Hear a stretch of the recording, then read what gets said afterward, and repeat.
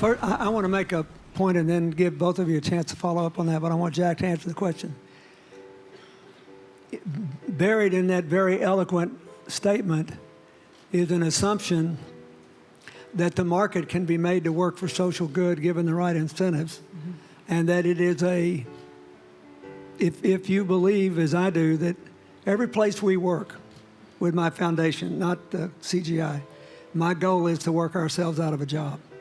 I believe people want to stand on their own 2 feet. I think they want to be empowered. And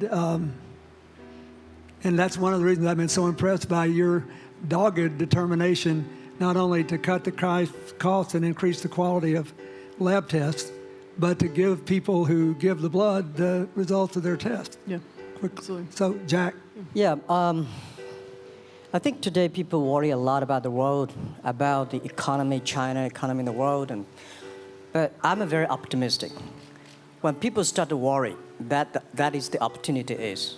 Right? I worry about the blood testing, and she created good things. And I think great innovations, great companies always happen in the tough times. Life's like the music. You have up, you have a down, you have a long, you have a short notes. And I like your American movie. Life is like a box of chocolate. You never know what you're going to get, right? So I'm pretty optimistic. The opportunity in the future for equality is huge, because in the last century, the IT is for big companies. The globalization is for big companies. But now with the technology, we can serve those 80% of the companies that never been served. We can serve the 80% of the young people that have never been served. Technology for internet is so cheap, so easy to use. One of the reasons why we grow in China e-commerce so fast, much faster than the USA, because our infrastructure of commerce in China was too bad. When it is too bad, something happens and goes. Today we are working on the rural areas of China. I can never imagine that China, about 800 million people still live in the rural areas, are farmers. And there are about close to 200 million people. Their income is less than $1 per day. And before the internet, it's impossible for these guys to reach the PC because it's so difficult. Even people like me, I don't know how to use a PC. But now 80% of the farmers, those people using mobile phones. When I have the mobile phones, the internet, the data, things change a lot. So I'm excited about the future. People always worry. That's I love the young kids sitting there and talking about the dream, the hopes, because if they have the hope, we have the hope. That's what I believe.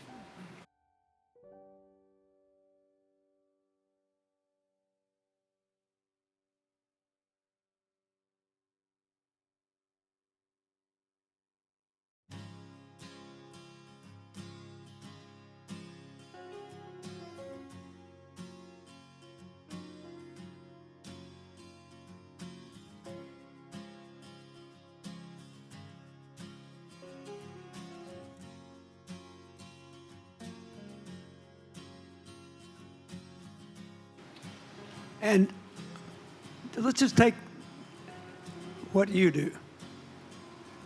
And I've loved every description I've ever heard about how you serve people, and your story about the bamboo farmers and your wife and her friends. It was fabulous. But where's this going? What are you going to do? What are your plans to maximize the use that people in remote rural areas of China can make of their cell phones besides ordering your products? How are you going to get it? Are you going to get them in the banking system through cell phones? How? Well, we never know that we can grow so fast. In the past 5 months, we covered 4,500 villages. And these people, normally they use in very traditional way. It took them like we went to a rural area. It took the farmers 2 hours to walk to the downtown in the middle of the town and buy things. But today, because the mobile phone, and we can deliver things to their home, to their village within 72 hours. I remember there is last week I read a very interesting thing. This is amazing. There is a girl, she told me a story. She said her grandfather, 92 years old birthday. And for his life, he always wanted to try one Western-style food. but he lived in the rural areas. There's no such restaurant food. So she said, I tried on the internet, book a restaurant dinner for Western food delivered to that village. And they finally immediately find one restaurant. There are 3 guys. They took like a 3 days bus from Shanghai to that village, made an Italian spaghetti and a beef for them for this 92 years old birthday. And whole village was excited. Everybody started, wow, you can order food, Western style food. So buying almost everything. And also we're helping, there are a lot of farmers, they plant a lot of apples, great apples. But 90% of the apples rotted because there's nobody buy them. They normally buy by track. You know, if you sell the apples, they sell whole track. And using the traditional way, they can sell by whole basket of the apples.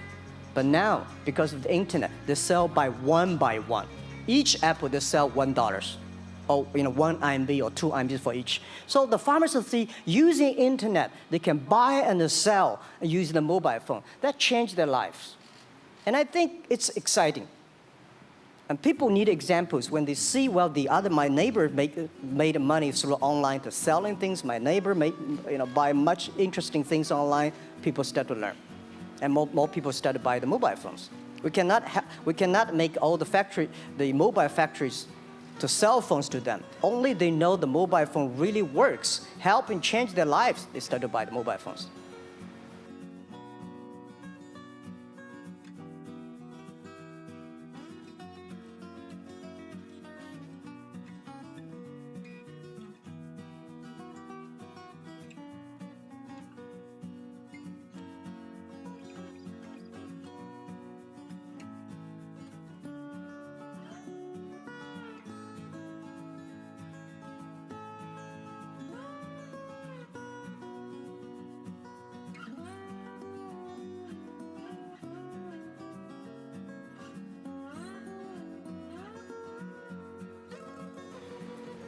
Just one more question. And then, do you think this will make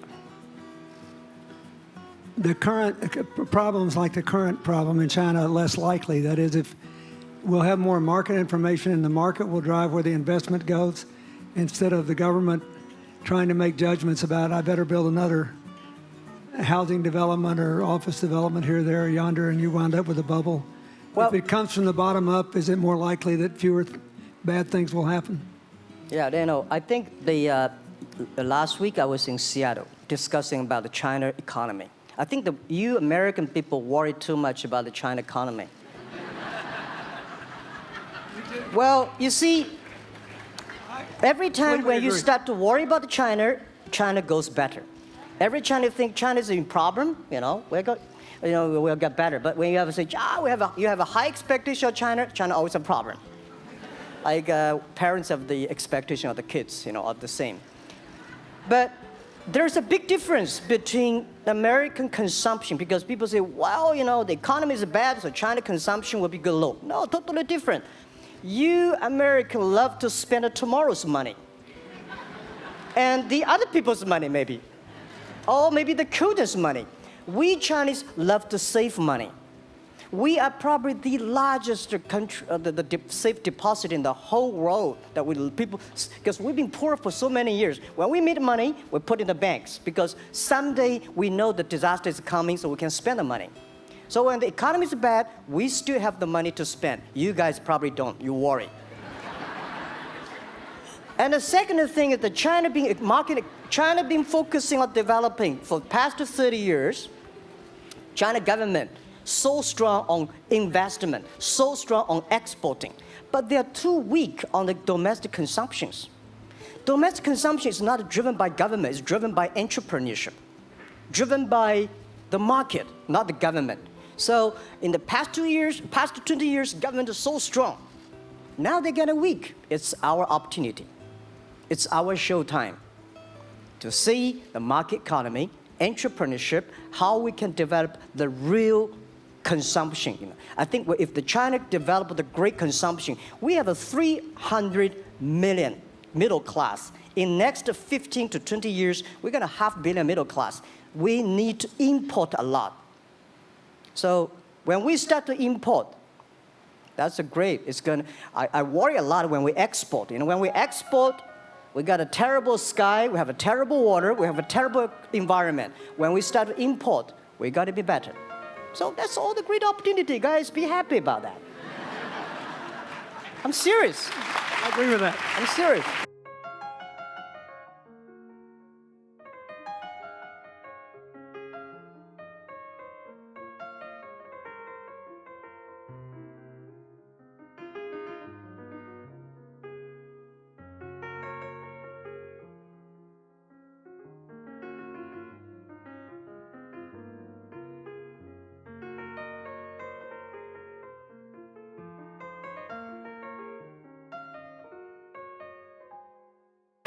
I'm.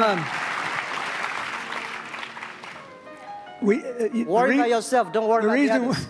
The reason some of us worry about China is we depend on you to buy our debt.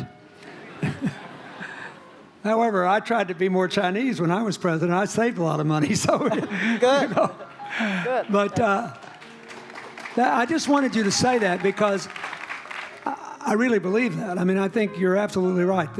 The trend toward greater internal consumption I think, will remain unbroken in spite of whatever the difficulties are in the next few months. I think it's important not to overreact. You can't break the trend.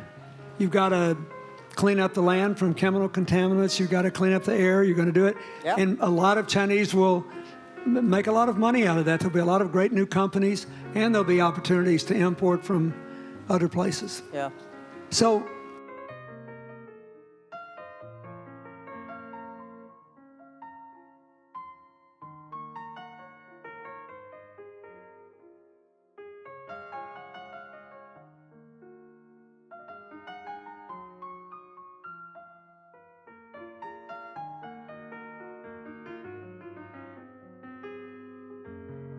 good hands.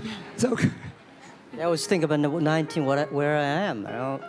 19, I've not passed the examination for university yet. I failed 3 times, but I think it worked out. I'm not good at schooling. Well, yeah, that's why I give confidence to a lot of young people in China. If Jack Ma can be successful, 80% of the people can be successful. People like her, we're jealous. Well, equality, I would like to make a little bit technology helping, because yesterday I was joining the UN Women Conference about gender equality. And I think the first technology revolution happened 200 years ago in the UK, released the human body, the arm, stronger. The second technology revolution in the USA for energy, you can last long. But this technology revolution release the brain. So this century is not a competition who is stronger, whose muscle is stronger. It's who is smarter, who is soft, who can listen. It's the challenge of wisdom. So man and woman are equal. On the internet, you can never see he's a woman or man. And on the internet, women can serve much better than men on the internet. Men talking about the business, talking about numbers, competition, they make business very cold. Women, they make business very cozy, lifestyle, and interesting. 50%, more than 50% of our shop owners, more than 5 million shop owners are women. And people love that. I mean, this is a great thing. I see that this century, we see more and more women leaders, on the state leaders, the presidents. In the future, we're going to General Secretary of the United Nations should be a woman leader. And this is the great century for equality. And I feel excited about that.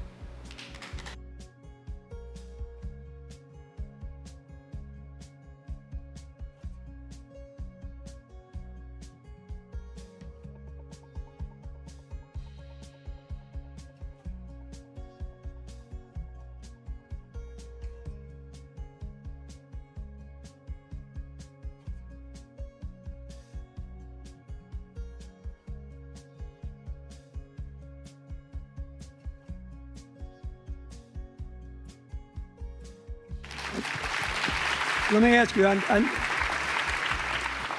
we're almost out of time, but one of the things that we haven't talked enough about here, and not just here, but generally, is whether the leapfrogging we saw with cell phones, which was instrumental in your phenomenal business success and which will make it possible for you at the appropriate time to do what you've done on a global scale, hitherto unimaginable in all of human history for anybody to have any of their own health data. We've seen examples, but not the kind of dramatic penetration we need with energy and clean energy and enough in a short enough time to avoid the worst consequences of climate change. So do you believe that, I mean, your country has done more than anybody else to try to put up solar panels, and some of your companies went broke because you overdid it, right? But beforehand, and you got to work out the phase out of the coal, the phase into the sun and all that. Meanwhile, Africa, which is growing like crazy because of the cell phone in no small measure, and has 6 of the fastest growing countries in the world, still has vast swaths of its land totally dark at night. Do you believe that it's possible for us to scale up with distributed solar power rather than centralized as quick as we did with the cell phone? And if so, and if that were your business, if you had to quit what you're doing today and start there, how would you do it? And how would you do it? Lady first, I know that. You know, I'm such a huge believer in technology, and I think especially right now, we're at an incredible time in terms of new technology and the ability to apply technology in a scalable way towards solving some of these problems. So I would look at it in the context of some of the renewable solutions that we already have, and in the context of empowering, connecting individuals with access to those solutions, and in the context of creating markets around them. I think that there's real opportunity to actually create an ecosystem in which people can financially benefit from these solutions, and I think that's going to drive an adoption. I think in developing economies, there's a revenue stream associated with that, and the more we can turn even already some of the technologies that we have into markets, the more that we can fuel, I believe, local growth and individual engagement in beginning to adopt some of these solutions. Just related to that, Jack, you answer it, and then I'll ask you one final question. Yeah, I am a strong believer that technology can make world much better, because people say China economy is getting slower. I'm happy about the 7%, even 5%. Even 5% of the GDP of the number of China, of the second largest economy, is big enough. But you don't expect China to keep on growing 11%. Because like one human body, when you're 1.8 meters tall, you cannot keep on like a 10% growth every year. You have to grow the quality, your mind, the wisdom. So I think China needs new technology to solve these problems, and which today the data, the clean technology, all these things that China is supposed to do, if we keep on the tradition, the old ways, we'll go nowhere. This is why I feel excited, because people ask me, what is your dream now? Because I never thought I would be today. I can sit here talking to president. I'm like a guy, on the street, and like failed 3 times for university, 5 times for high key schools. I applied for 10 times in Harvard School, all rejected. I never thought, because of the technology, because the internet gave me this opportunity. So I'm thinking, when I retire, I don't want the Chinese people have a terrible water to drink, unsafe for food, and the money we make all spent in the hospital. That's disaster. So how we can using the technology to enable young people, the great chance of this world, don't worry about it. We got 1.4 billion people who were born in 1980s. They are the people of the internet times. They are going to have new ways to solve the world problems. The things you are worried about today, they can solve it. And human beings have these kind of worries for centuries. And young people can always solve it. And today, when you have a right direction, clean energy, the climate change, all these issues, they will be solved, and these are the great opportunities ahead of us. Anything else?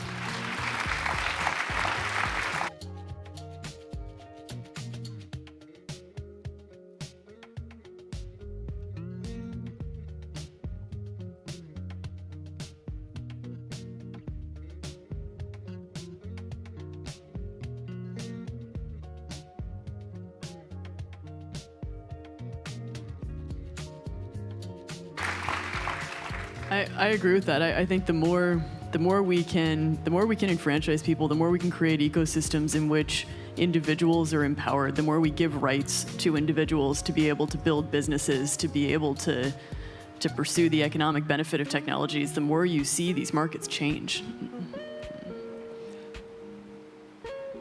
Before they leave the stage, I want you to look at them. And I want you to think about the time we have had to spend here dealing with the refugee problems in Syria and Lebanon. Stand up, Elias. This is my friend Elias Boussab. He's the education minister in Lebanon. He's got to educate all these kids. And so he left a miracle that very much reflects the lives that Elizabeth and Jack have lived. He was in a very responsible position at the American University of Dubai. They started bringing American scholars over there to live in an Arabic culture. He did all these wonderful things. Lebanon got in trouble. He went home to save his country. What is the difference? How much more could he and every smart Lebanese person do if they could focus on these things? And why can he not? Because the place is dominated by people who think their differences are more important than their common humanity and their common challenges. You cannot imagine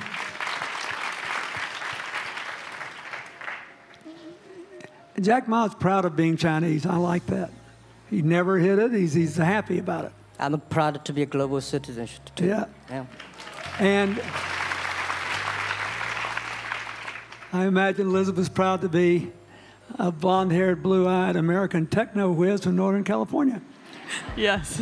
But they don't, not a word either one of them has said has defined the meaning of their lives or the direction of their work with negative reference to someone else.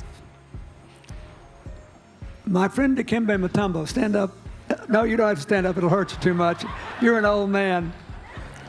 My 7'2" tall friend was just inducted into the National Basketball Association Hall of Fame. And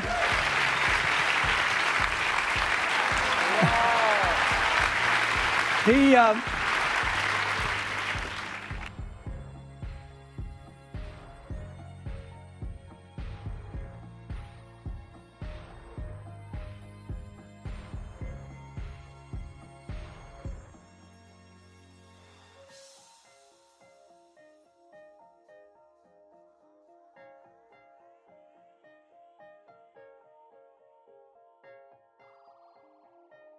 my family, my whole family loves him. And I have seen how much he has given back to his native country, Congo, which has been so troubled. I've known him a long time. We both went to Georgetown University. I did before he was born, I think. I've never heard him say a resentful thing about anybody.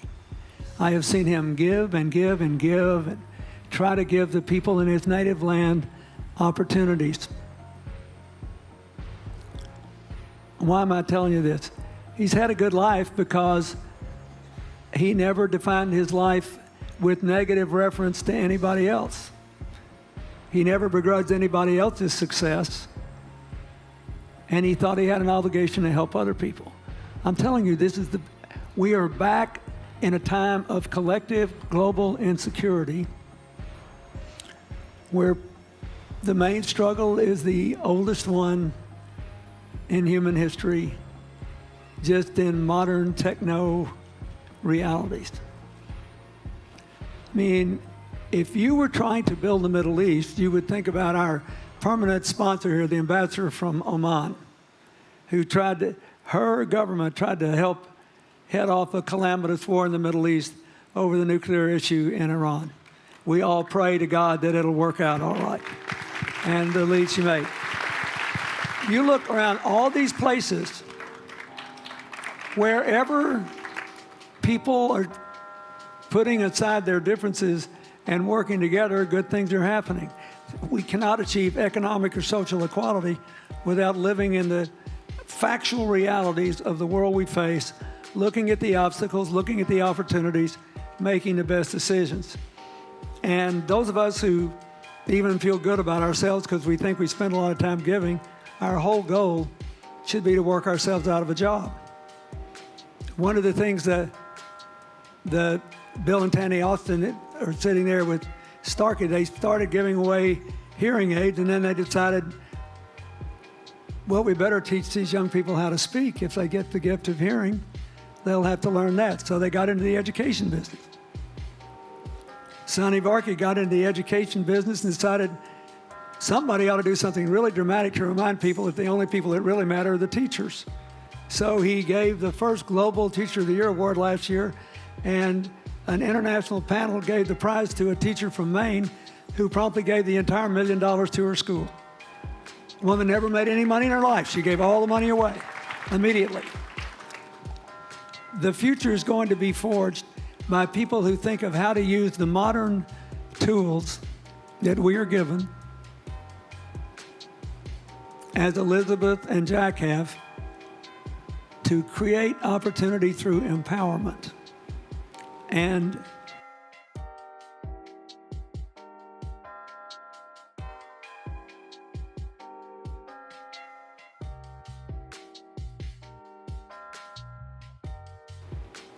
it will not be a straight line. It's too many moving parts. But I just want you to think about that. The reason you feel good looking at them is that you identify with them even though they're different from you. And that's basically where we are all over again, and we can't slip back. We can't give up. That's why when we had the Prime Minister of Italy and George Soros talking about the future of Europe, and George said it was coming apart, and the Prime Minister said, no, it doesn't have to come apart if it's about something more than economics. I thought it doesn't have to come apart if you will it not to. And you put yourself on the line for it. There are no guaranteed outcomes today, but you can guarantee that the trend is right.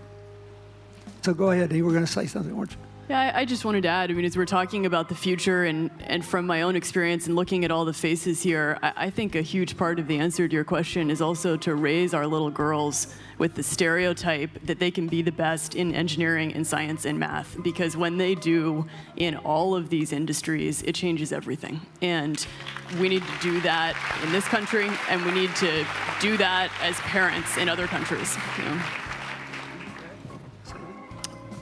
Yeah, I was thinking about what you say. I think about when you talk about problems, you normally is like a politician. When you talk about opportunities at the business people, I was thinking about how we can using all the problems that change the problem become the opportunity.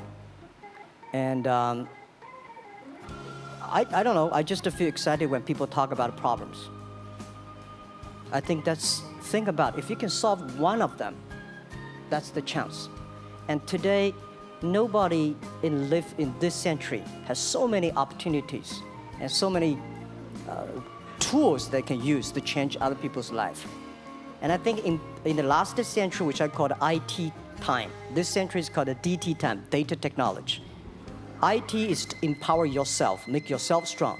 DT is to empower the others. When you empower the others, you empower your future, yourself.